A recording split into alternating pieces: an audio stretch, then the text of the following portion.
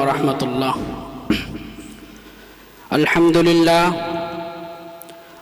لله نحمده ونستعينه ونستغفره ونؤمن به ونتوكل عليه ونعوذ بالله من شرور أنفسنا ومن سيئات أعمالنا.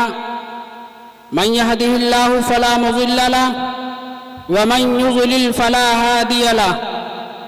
ونشهد أن لا إله إلا الله وحده لا شريك له ونشهد أن سيدنا ومولانا محمدا عبده ورسوله.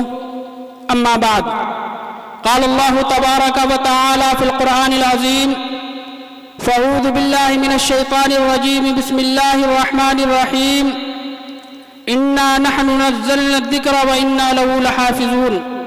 صدق الله مولانا العظيم.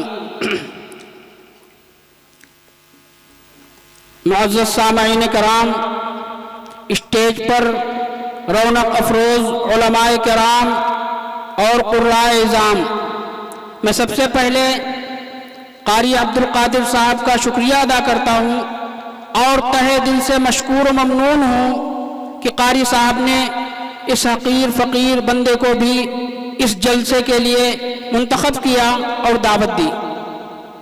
یہ اللہ تبارک و تعالیٰ کا احسان اور کرم ہے.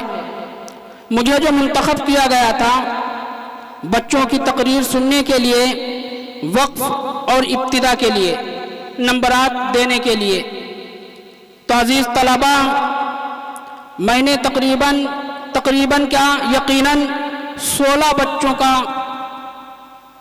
آپ نے بھی سنا اور تمامی حضرات نے سنا.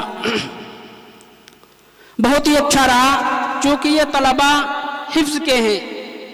ویسے یہ کام ہوتا ہے عربی درجات کے بچوں کا، ان کو انجمنیں کروائی جاتی ہیں، ان کو باضابطہ ٹریننگ دی جاتی ہے، ان کو مشق کرائی جاتی ہے.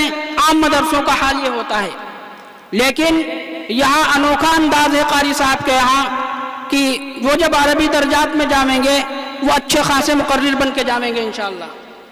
یہاں تو شروع ہی سے یہ حال ہے، وہ جب حافظ ہو کے اور بڑے مدرسوں میں جاتے ہیں تب انجمنوں میں حصہ لیتے ہیں.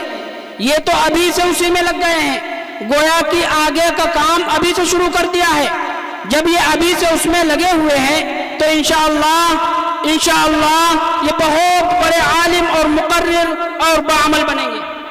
یہ حضرت قاری صاحب کی جد و جہد اور کوشش ہے، اور تمامی حضرات سے درخواست ہے کہ وہ قاری صاحب کے لیے بھی دعا کریں، اس مکتب کے لیے بھی دعا کریں کہ اللہ تبارک و تعالی اس مکتب کو ادارے کی شکل میں تبدیل فرما دے، اور یہاں وہ ایک دن آئے جہاں مشکات اور بخاری شریف کا درس ہونے لگے. اللہ کے لیے کچھ بعید نہیں، کچھ دشوار نہیں. یہ تو ہم اور آپ کے اعتبار سے ہوتا ہے. ہم اور آپ کا کام صرف محنت، کوشش، جد و جہد کرنا ہے. ہم آپ جب اخلاص کے ساتھ، للہیت کے ساتھ کام کریں گے تو اللہ تبارک و تعالیٰ اس کو اٹھاتا چلا جائے گا اور اٹھتے اٹھتے اس کے انتہا تک ہم پہنچ جائیں گے. بس ضرورت ہے محنت اور کوشش کی. اسی بنیاد پر ایک عربی اول میں کتاب پڑھائی جاتی ہے مفید الطالبین، اس کے اندر لکھا ہوا ملتا من جدہ وجدہ، جس نے بھی کوشش کی وہ کامیاب ہو گیا. بھائی ان بچوں نے کوشش کی، ان کے استاد محترم نے کوشش کی، ساتھیوں نے کچھ رہنمائی کی ہوگی، کتابوں سے کچھ استفادہ کیا ہوگا، کوشش ہی تو کی ہے، جس کے نتیجے میں آپ 52 بچوں کو سماعت فرمائیں گے، جن میں سے 16 بچوں نے آپ کے سامنے پڑھا. کسی نے سیرت کے موضوع پر، کسی نے قرآن کے موضوع پر، کسی نے توحید کے موضوع پر، الگ الگ مختلف مضامین پر بچوں نے اپنی پیشکش کی اور آپ کے سامنے اظہار خیال کیا.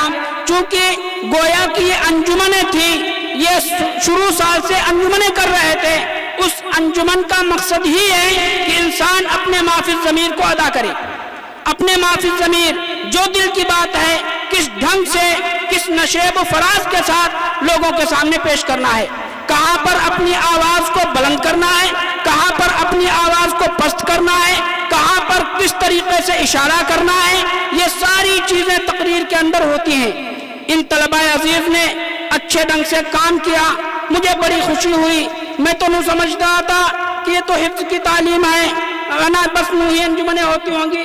جیسے عام طور پر حفظ کے بچہ حصہ ہی نہیں لیتے ہیں، حفظ کے طلبہ حصہ ہی نہیں لیتے ہیں، اگر حصہ بھی لیتے ہیں وہ شاذ و نادر اور بہت کم تر، بہت نایاب۔ یہاں تو سارے بچے حفظ ہی کے ہیں، 52 بچوں کا انتخاب کیا گیا ہے۔